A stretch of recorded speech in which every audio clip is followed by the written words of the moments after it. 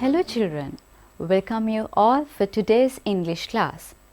Today we are going to talk about affixes. We are going to learn how to use affixes to change word class and the meaning of the words. So, before moving to the lesson, I want you to read this paragraph. I will read with you. Reduce, reuse, recycle. Known as the 3 R's are 3 great ways to minimize waste and protect our environment. Reusing is an environmentally friendly habit. Recycling is another good way to cut down the accumulation of waste. So, when you read this paragraph, you can notice that some of the words are underlined. Please notice the underlined words and try to understand the difference between the underlined words and the other words. What kind of differences can you notice? As you all can see, there are some additions made to the beginning of the words and the end of the words. I have highlighted the added letters for each words. Let's read those words again. Reuse, environmentally, accumulation, reusing, recycle, friendly, recycling. So, as you all can see, these letters added to the beginning and the end of these words have changed their meanings. So, today we are going to talk about these letters. So, we call these letters affixes. An affix is a set of letters generally added to the beginning or end of a root word to modify its meaning. You really don't need to remember the word affix. What you need to remember is the letters added to the beginning or to the end of root word. There are 2 types of affixes. They are prefixes and suffixes. Look at the word prefixes. Prefixes. That means the letters added to the beginning of the root word. And suffixes are the letters at the end of the root word. Here are some examples for prefixes and suffixes. I have selected some of the commonly used prefixes and suffixes. Let's look at prefixes first. D, dis, ex, il, im and in. And then suffixes able, al, full, li and ing, which is one of the famous suffix that we are using. These are not mere letters. They do carry meanings. So, we are going to look at what kind of meanings these affixes carry. We are going to look at the prefixes first. D. What does this prefix mean? There can be a lot of meanings depending on the root word. From, down, away, reverse or opposite. Like in decode or deforestation. Dis, not, opposite, reverse or away, like in disagree and disappear. Look at the prefix in, that means not or without, as in inaction, invisible. Look at the prefix re, we are using it to give the meaning again or back, as in react or reuse. Look at the prefix un. We are using it to give the meanings such as against, not, opposite, as in undo, unequal or unusual. So as you can see, there are lots of meanings that these simple letters can carry. Now let's look at suffixes. First suffix we have in the table is able. What kind of a meaning that this word brings? Look at the first suffix we have in the table. What is the meaning of this suffix? Able to, having the quality of, as in comfortable or portable. Second suffix is full, which is very familiar to all of us. That brings the meaning full of, as in beautiful or grateful. Third suffix we have is which is a comparative adjective. I'm sure you can remember adjectives. We have three forms of adjectives and we normally use er with the comparative adjectives. In the examples, I have given bigger and stronger. Next one is est, which is the superlative adjective, as in strongest and biggest. These are also suffixes. Our next suffix is ness.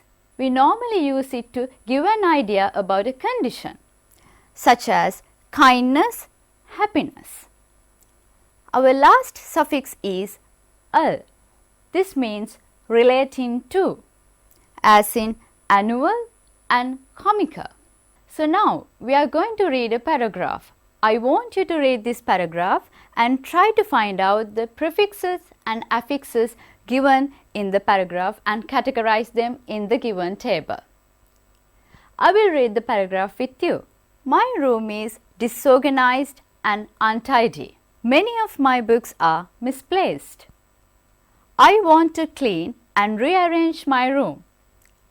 My room will look beautiful once cleaning is done. I may also add some colorful decorations to give my room a new look. A good thing to do on holidays. Anyway, try to understand the suffixes and affixes given in the paragraph. Pick them up and put them into the table. I'm sure you have pens and a notebook. So please do the activity.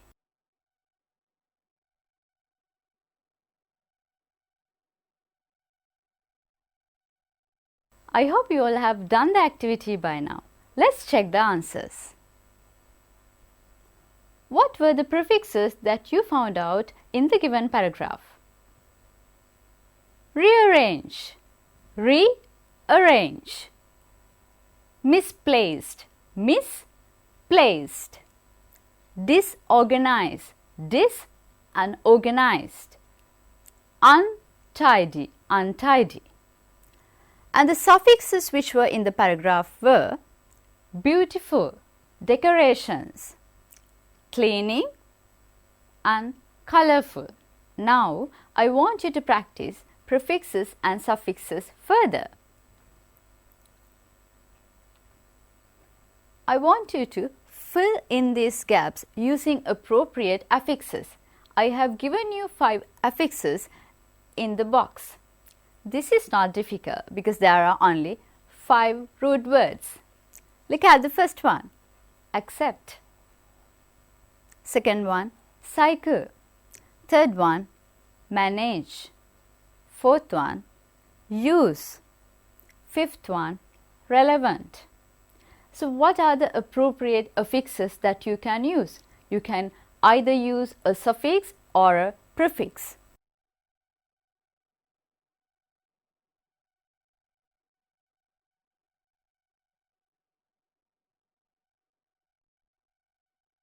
So this is the answer for the first one, acceptable. What is the answer for the second one? Recycle. Third one, management. What about the fourth one? Misuse. and fifth one, irrelevant. Now I am going to discuss with you about the changes that suffixes and affixes do to the root word. As I told you in the very beginning, these affixes can change the word class and also the meaning of the words. I want you to look at these sentences, read these sentences carefully and notice the changes, whether the changes are in the word class or whether the changes are in the meaning only. Look at the first sentence. I will read with you. A beautiful girl sang a song beautifully. To make it easier for you, I have underlined these words which includes affixes. Beautiful and beautifully. What is the word class that the word beautiful belongs to? Yes, beautiful is an adjective. What about beautifully? I am sure you can remember that it is an adverb. Let's check. Of course, beautiful is an adjective and when you add ly, which is a suffix, it becomes beautifully and beautifully is an adverb. So you can clearly see that adding this suffix have changed the word class of the word. So we are going to move to the second sentence. If you agree with the terms and conditions, you can sign the agreement. Agree and agreement. What do you think? What is the word class that the word agree belongs to? Is it an adjective or an adverb or a verb? Of course, agree is a verb. And what about agreement? It is a noun. So when you add ment into the agree, it becomes agreement and there is a change of a word class. Ment is a suffix. I am sure third one will be easier for you as we already have discussed first and the second ones. Let's read the third one. Don't be childish. You are not a child. Childish and child. What are the word classes these two words belong to? If you think carefully, what are the word classes these two words belong to? Let me check the answer. As you all know, child is a noun and then we add ish. It becomes an adjective. So this is also a change of a word class. But remember, when the word class changes, meaning also changes. Let's move to the next sentence. Let's read the sentence. He is able to read and write in English. Reading enables us to improve our writing skills, which is true. So, what are the words which includes affixes? We have able and enables underlined. What is the change that has happened? What is the root word and what is the affix? Let's check.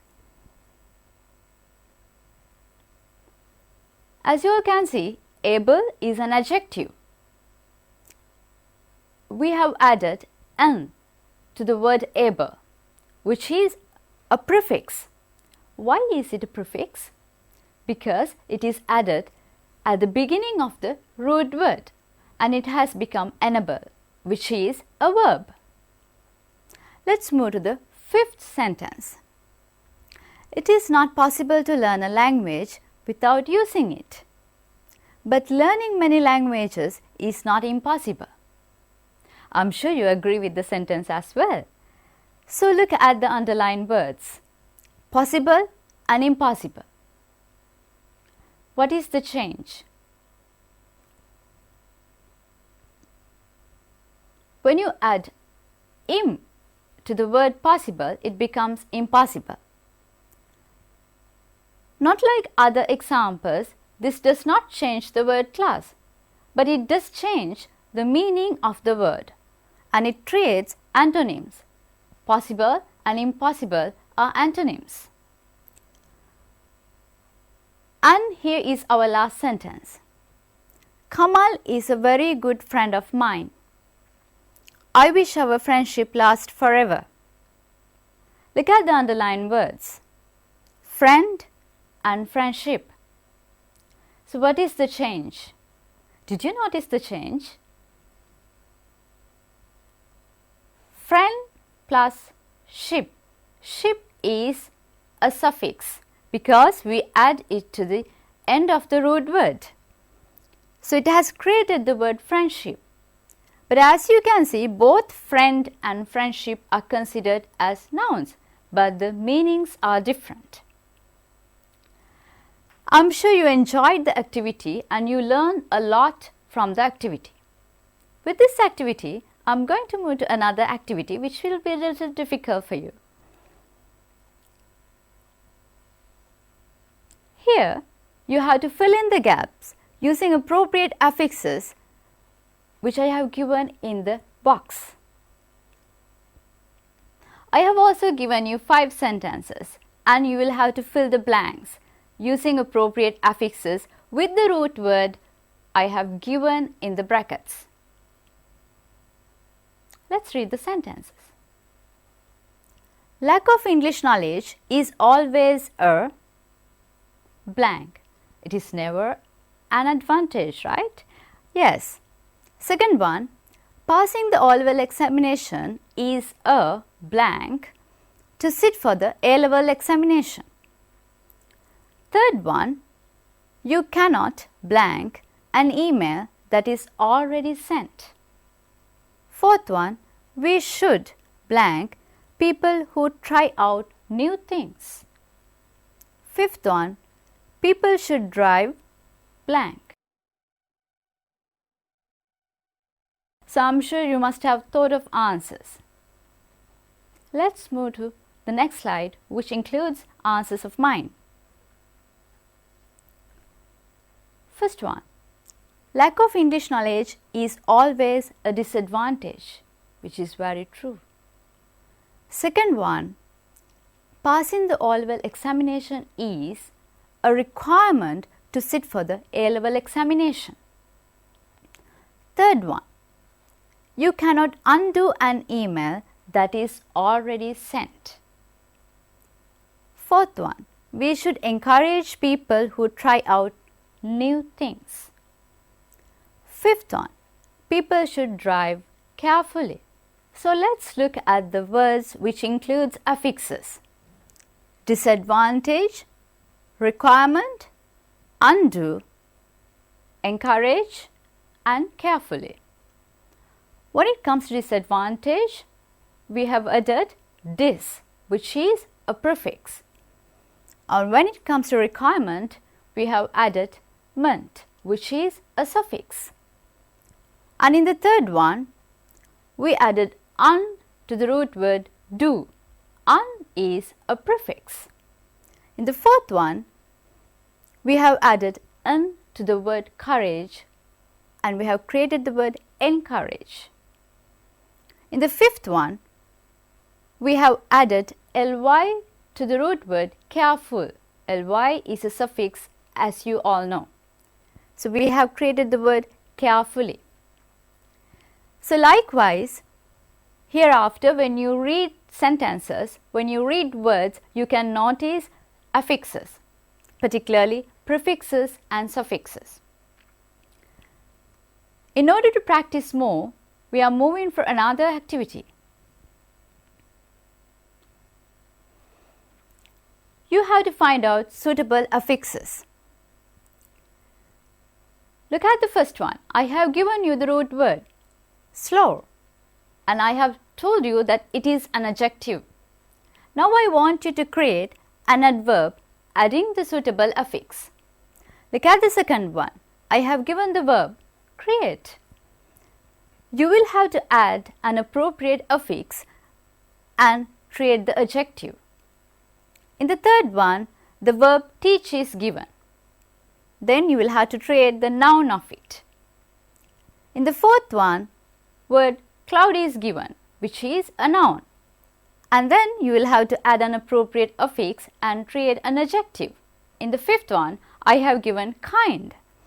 You will have to add an appropriate affix and create an antonym. Take your time and try to do the activity. I hope you have finished the activity by now. Shall we look into the answers? Yes. In the first one, in order to create the adverb of the word slow, we have to add ly, which is a suffix, and it becomes slowly, which is an adverb. In the second one, in order to create an adjective using the word create, we have to add ive, and it becomes creative, which is an adjective. In the third one, we have to create a noun, and we have the verb teach with us. So we can add er and make the word teacher, which is a noun. In the fourth one, we have the noun cloud, and we have to create an adjective. So it's easy to add y and make it cloudy. In the fifth one, we have the word kind, and we have to create an antonym. So we can add the prefix un and make it unkind. I'm sure you all got all corrected in doing this activity. So now I want you to look into your pupils book. There are lots of activities related to affixes in your pupils book. You can read the passage given in page 3 and 4 and do the activity given in page 7. You can do it leisurely. And I'll move into another activity with you. So here, I want you to fill in this grid. I have given nouns, verbs, adjectives and adverbs in 4 columns. What I have filled is the noun column. I have given beauty, acceptance and creation. So you will have to add appropriate affixes and create verbs, adjectives and adverbs. I don't think that this activity will be challenging to you, as we have talked about affixes a lot. Take your time and try to do the activity.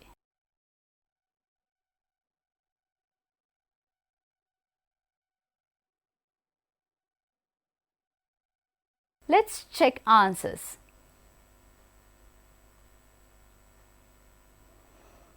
So look at the word beauty. What is the verb of this word? Beautify. And what is the adjective? Beautiful. And the adverb, beautifully. We also noticed these words in previous activities as well. So you are already familiar with these words. Look at the second one, acceptance. What is the verb? Accept. And then what is the adjective? Acceptable. And the adverb, unacceptably. Look at the third one, creation. We have the verb create. And what is the adjective? Creative. I'm sure you can remember this word, as we found this word before. And the adverb, creatively. So this way, using affixes, we can create lots of word classes of words, and also we can change the meaning of the words. Hereafter, when you read sentences, paragraphs, stories, I'm sure you will notice affixes. Here is a homework for you. Remembering what we learned today, you can do this homework. In the page 57, you have activity 11, and in the page 67, you have activity 10. Please do these activities in your leisure time. And here I have some homework for you. With what we learned today, you sure can do this homework that you can find in your pupils book. I'm sure you enjoyed learning affixes today. Remembering what we learned today, please don't forget to do homework I have given you in the stream. Let's meet with another interesting lesson another day. See you and hello children, welcome you to our English lesson. Once again I am here with an interesting lesson. Today you are going to learn how to extract necessary information from various types of texts. My focus is on reads and understands simple folk tales. These are the objectives to be achieved at the end of my lesson today. The students will be able to read and understand a simple folk tale, extract specific information or general idea of a text. I am sure, my dear children, you have listened and read a lot of folk tales. So, this is the folk tale today we are going to read. Here in this picture you can see something is missing. Can you guess what it is? Yes, very good. The title of the folk tale is The Man, the Boy and the Donkey. I have divided the whole story into several parts for your easiness. In each part of the story, you have to do a simple activity. Now, we are going to start our lesson today. So, when you read the first part of the story, you can have an idea on the setting of the story and also the characters in the story. So, with that idea, let's move on to the story. Here, this is the story we are going to learn today. So, let's read it. A man and his son were once going with their donkey to the market. As they were walking alongside the donkey, a countryman passed them and said, "You fools, what is a donkey for but to ride on?" So, the man let the boy ride on the donkey and they went on their way. But soon they passed a group of men. One of them said, "See that lazy youngster, he lets his father walk while he rides." Now this is the first part of our story. My dear children, I think you have found the characters here in the story. So can you name them? Yes, the man, the boy, the donkey are the main characters and they met a countryman and group of men when they are going to the market. And what is the setting here in the story? Yes, they are going to the market and that is the setting of this story. Now this is the activity you are going to do from the first part of the story. Shall we read the instructions? State whether the following statements are true or false. What you are supposed to do is, you have to state these statements are true or false. Shall we read them? Number 1. The man and his son were going to the school. Number 2. First, the man let his son ride on the donkey. Number 3. First, they met a countryman and next they met some young boys. So, can you remember the story? Here, I have given the statements and the story in the same slide. So, I think you can find the answers easily. Now, it's your time, my dear children, to find the answers.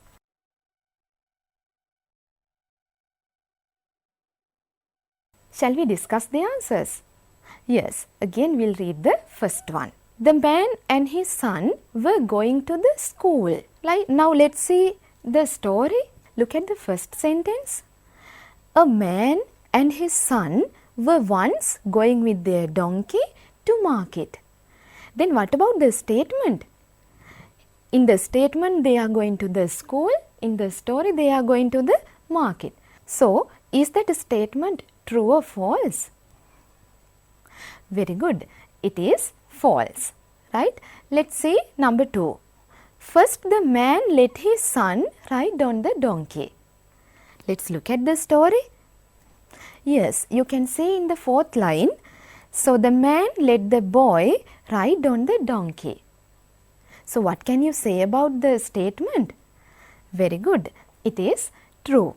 Number 3, first they met a countryman and next they met some young boys. Yes, we will look at the story again.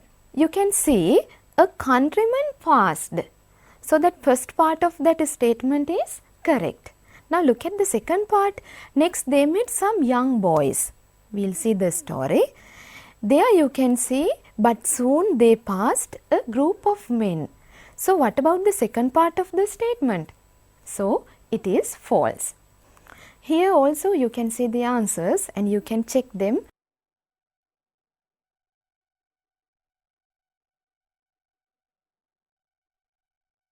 Now, from the first part of the story, you got to know the characters in the story and the settings of the story, right?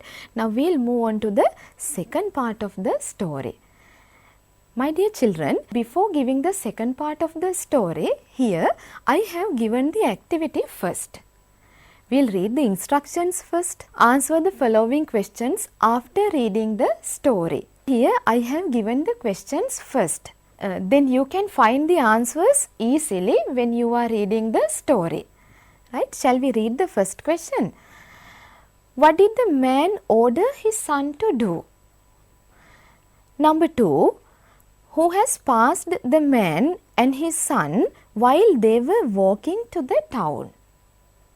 Number 3. Which statement tells you that the boy was walking with a difficulty and the man was walking comfortably? Remember, my dear children, when you answering these types of questions, the first one and the second one, you have to write the exact answer only. Most of the students writing the whole sentence as the answer, right? So, you have to extract necessary information only when you are writing answers. But look at the third one, which statement tells you. In the question itself, it is mentioned that you have to write the statement as the answer. So, you have to write the whole sentence until you meet the full stop. With that idea, let us move on to the second part of the story. Here you can see the questions and the story part in the same slide. Now, it is your time to find the answers.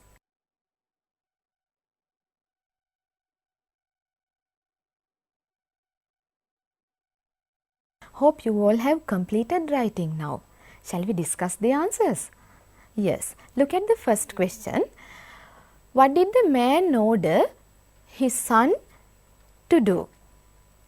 Now, look at the story. Look at the first sentence. So, the man ordered his boy to get off. What is the order he has given? To get off from the donkey, right? Number 2. Who has passed the man and his son while they were walking to the town? Let's look at the story. Here you can see, but they had not gone far when they passed 3 women. Then 3 women is the answer. Do we need to write the whole sentence as the answer for this one? No, only those 2 words, and in the previous one those 3 words are enough as the answer, right? Look at the last one. Which statement tells you that the boy was walking with a difficulty and the man was walking comfortably? So, shall we look at the story now again, right? So, the man ordered his boy to get off and got on himself. But they hadn't gone far when they passed 3 women, one of whom said to the other, "Shame on the lazy man to let his poor little son trudge along." You know the meaning of the word lazy. Lazy means do not like to work. Yes. Then what about the word trudge? Trudge means? Yes, trudge means walking with difficulties, right? Well, the man didn't know what to do, but At last, both the man and his son started to ride on the donkey. Then what about the third question? Can you remember that word walking with a difficulty? Yes, very good. That is trudge. We will see that statement, right? So, what is the answer for the third one? Yes, the answer is shame on that lazy man to let his poor little son trudge along. Here you can see those three women here, right? These are the answers again.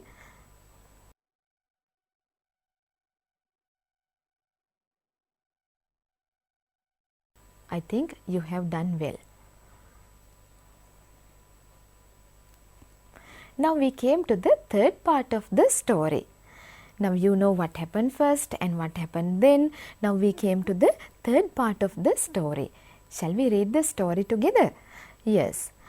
By this time they had come to the town, and the passers-by began to jeer and point at them. What do you mean by the word passers-by? Yes, passers-by means the people passing them, passing these two, right? Began to jeer and point at them. The man stopped and asked what they were scoffing at. The men said, "Aren't you ashamed of yourself for overloading your poor donkey with you and your hulking son?" What do you mean by the word hulking? Hulking means well built and strong, right? So here this man and the son are strong, but what they are doing? They are overloading on their poor donkey. Here you can see that picture. Those two men are on the donkey and these men are scoffing at them, right? Now this is the activity you have to do from this part of the story. Shall we read the instructions? Find words from the passage for the given descriptions. Here I have given some descriptions, and what you have to do is you have to find words from the passage. Let's read number 1. People who are going past a particular place. Number 2. Make rude and mocking remarks. Number 3.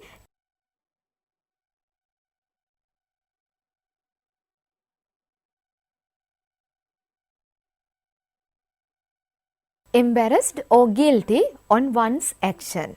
Number 4. Having a strong body. Now you have to find those words from the story, right? It's your time.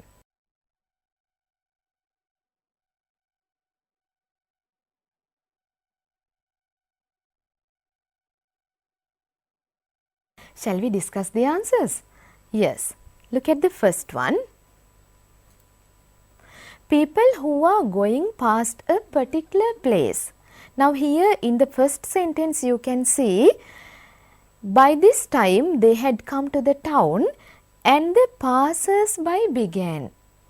So the people who are passing this place, here it is mentioned as passers-by. Right. We will see number 2. Make rude and mocking remarks. Can you remember that people are looking at them and they are making mocking remarks? Then what is the word given here? Yes, the answer is jeer or scoff. These two words we can take as the answer, right? Here in the second line you can see to jeer and point at them, and also in the third line you can see were scoffing at, right? Number 3, embarrassed or guilty on one's action. What do you think about that one?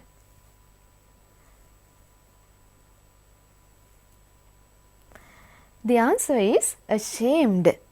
Here you can see in the fourth line, aren't you ashamed of yourself?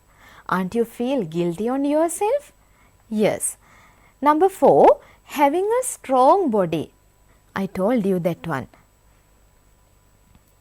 Yes, the word hulking, that the boy has a, here you can see, and your hulking son.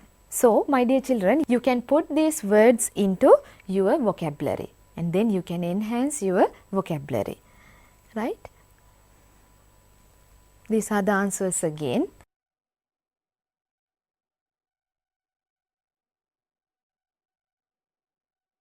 Now we came to the last part of the story. This is the activity you have to do.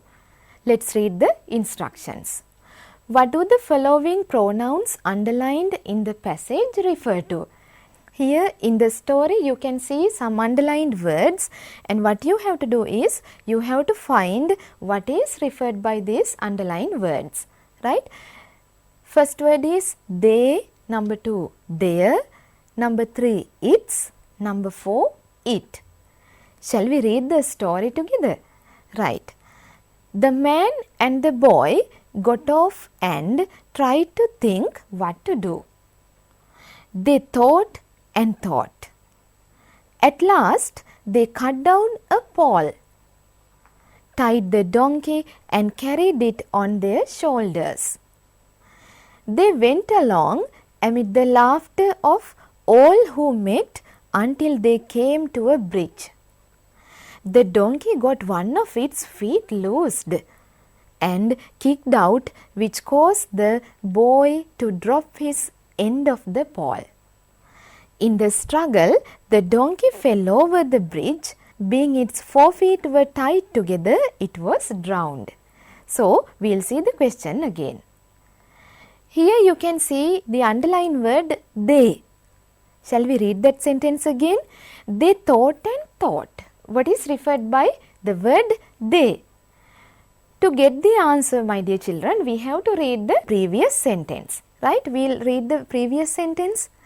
The man and the boy got off and tried to think what to do.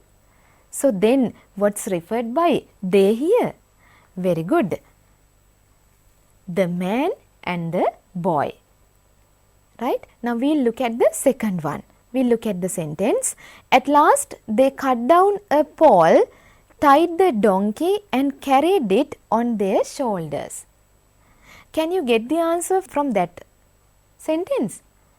No, the answer is not there, so you have to read some more, right? We will go to the previous sentence. They thought and thought. Now here you got to know they means the man and the boy. They is referred to the man and the boy. So what is referred by there here? As it is a possessive pronoun, you have to write the possession here. Yes, the answer is men and boys. Remember that you have to show that possession there to get the correct answer. Right? We look at the third one. The donkey got one of its feet loosed. So, what is here referred by its? When you read the sentence, you can get it. The donkey got one of its feet loosed. Then it's referred to donkeys. Remember, here also it is a possessive pronoun. So, you have to show that possession. Look at the last one. It was drowned. We will see the sentence. In the struggle, the donkey fell over the bridge. Being its 4 feet were tied together, it was drowned. Then what is referred? Yes, donkey. Donkey is referred by it. Now, this is how we have answered this question. Now, you know what happened at the end of the story from the beginning. We will move on to another question, right? What is the moral given by the story? Here we have read the story. Now we know what is the moral given by the story. You have to underline the correct one. Shall we read those 3? Number 1, don't take unnecessary challenges. Number 2, don't try to please everyone. You will please no one at the end. Challenges make you feel confident. I think you got the answer. Yes, the answer is don't try to please everyone. You will please no one at the end. That is what happened to that man and the boy and also the donkey at last. I think my story is interesting. Let's move on to another story as you like to listen to stories. Here, this is the story we are going to talk next. What is the title of the story? Yes, stone soup. We'll see what is that. Here the story. Here also I have divided the story into two and you can do an activity, right? We'll read the story together. Stone soup. One day in a small village next to a flowing river, two hungry wanderers were looking for ingredients to make a delicious soup. Yes, they are looking for ingredients. Yes, ingredients means they are going to find ingredients to make a delicious soup. Can you name ingredients to make a tea? Yes, we put hot water, sugar, tea leaves and milk if we need. So, those are the ingredients to make a tea. I think now you got the meaning of the word ingredients. Since the two had no money, none of the villagers were willing to give them any vegetables or meat. With no ingredients, the two went down to the river and filled their pot with water. Now they went to the river and filled their pot with water. Then they placed a large stone in the pot. Here they have placed a large stone in the pot and started to boil the water. Now this is the second part of the story. We'll read. Soon a curious villager asked them what they were doing. One of the men answered, "We are cooking stone soup, but we are still missing a few ingredients to finish it properly." They need some more ingredients to finish it. The villager said she did not mind giving them some ingredients if she could have some as well. I think you got it. The two men said they would be happy to share with the entire village once the soup was ready. Here entire village means with all the people in the village, right? After the word spread, many villagers brought spices, vegetables and meat to add the soup. So these are the ingredients to make a soup, right? In the end, everyone enjoyed the hearty soup. Right? Now this is the story, right? Let's move on to the activity. Read the instructions first. Underline the most suitable answer. Number 1. Hungry wanderers were looking for blank to make a soup. Can you remember the answer? The three answers were given here. Water, ingredients, vegetables. Now you can remember that they went to the river and got water like that. Then what is the answer? Yes, very good. Ingredients. We'll look at number 2. None of the blank were willing to give them vegetables. Yes, what is the answer? Number 1 friends, number 2 ladies, number 3 villagers. I think you can get it easily. Yes, very good. The villagers. None of the villagers were willing to give them vegetables. This is the third one.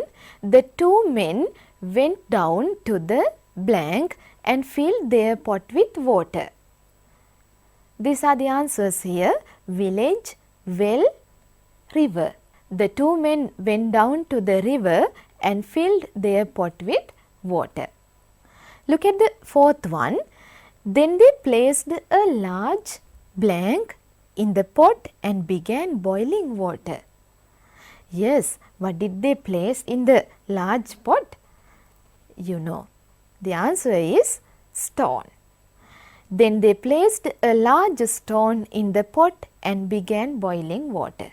Now that is the story and those are the questions we have discussed. Now we came to the end of our lesson today. So let's meet in another interesting lesson. Goodbye children.